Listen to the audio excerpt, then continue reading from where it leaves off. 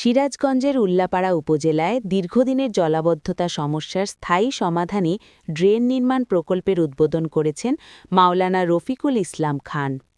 Staff reporter M A. জলিলের প্রতিবেদনে বুধবার ২৬ ফেব্রুয়ারি সকালে শ্যামলীপাড়া কালীবাড়ি এলাকা থেকে পাটবন্দর পর্যন্ত প্রায় ১৭০০ মিটার ড্রেন নির্মাণ কাজের আনুষ্ঠানিক উদ্বোধন করা হয়।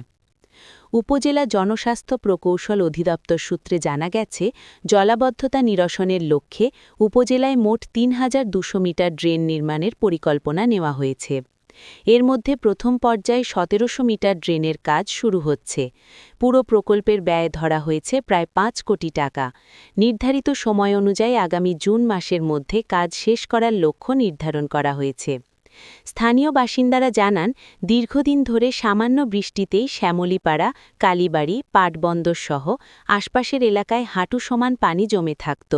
এতে ব্যবসা প্রতিষ্ঠান, শিক্ষা প্রতিষ্ঠান ও বসতবাড়িতে চরম ভোগান্তি সৃষ্টি হতো। ড্রেন নির্মাণ কাজ দ্রুত ও মানসম্মতভাবে সম্পন্ন হলে এ দুর্ভোগ থেকে মুক্তি মিলবে বলে তারা আশা প্রকাশ করেন। উদ্বোধনী অনুষ্ঠানে উপজেলা নির্বাহী কর্মকর্তা এ.টি.এম. আরিফ, উল্লাপাড়া সহকারী প্রকৌশলী মেহেদী হাসান, উপজেলা জামায়াতের আমির ও সাবেক ভাইস চেয়ারম্যান অধ্যাপক শাহজাহান আলী। এ সময় সংসদ সদস্য মাওলানা রফিকুল ইসলাম খান বলেন, বিশেষ করে পৌরসভার সকল শ্রেণী পেশার ভাই বোনেরাই আমাকে এই বিষয়টি সমাধানের জন্য দাবি জানিয়েছে যে উল্লাপাড়া ড্রেনেজ অবস্থা খুবই খারাপ। বৃষ্টি নামলে পানি জমে যায়, বাড়িঘরে পানি উঠে যায় এবং চলাচলে চরম বিঘ্নতা তৈরি হয়।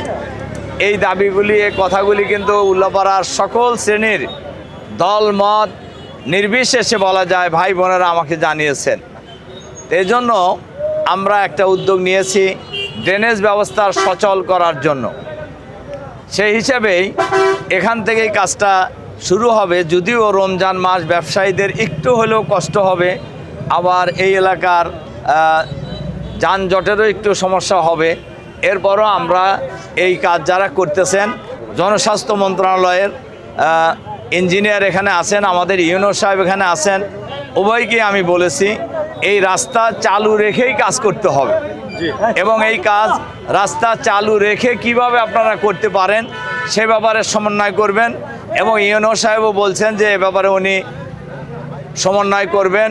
এখানে পৌরসভা, এরপরে ট্রাফিক পুলিশ, এরপরে আমাদের ইউনো সাহেব এবং জনস্বাস্থ্য মন্ত্রণালয়ের যারা এই উল্লাপাড়া উপজেলায় কর্মকর্তা কর্মচারীবৃন্দ আছেন, সবাই মিলেই সমন্বয় করে মানুষের ভোগান্তি যাতে অপেক্ষাকৃত আরও কীভাবে কমানো যায় এটাও আমাদেরকে নিশ্চিত করতে হবে। আবার আমাদের ড্রেনটাও সুন্দরভাবে সুচারুভাবে করতে হবে, যেহেতু সরকারি বরাদ্দ, এখন কাজ শুরু না করলে বরাদ্দটা চলে যাবে। এজন্য আমাদের দরকার ড্রেন তো আজ হোক কাল হোক আমাদের করতেই হবে।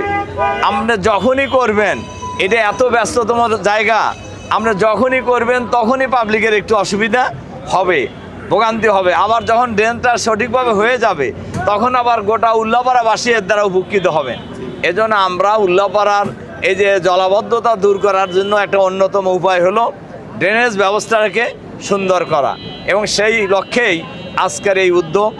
উপজেলা নির্বাহী কর্মকর্তা এ.টি.এম. আরিফ বলেন, যে পাবলিকের যে ট্রান্সপোর্ট, এটা যেন বাধাগ্রস্ত না হয়, সম্পূর্ণ বিষয়গুলো আমরা ভালো করে যাচাই বাছাই করে তারপর আমরা কাজে হাত দিব। যদি কোনো ত্রুটি থাকে সেটাকে সমাধান করব। প্রকল্পের কাজ তদারকিতে কঠোর নজরদারি থাকবে এবং নির্ধারিত সময়ের মধ্যেই কাজ শেষ করতে ঠিকাদারি প্রতিষ্ঠানকে নির্দেশ দেওয়া হয়েছে।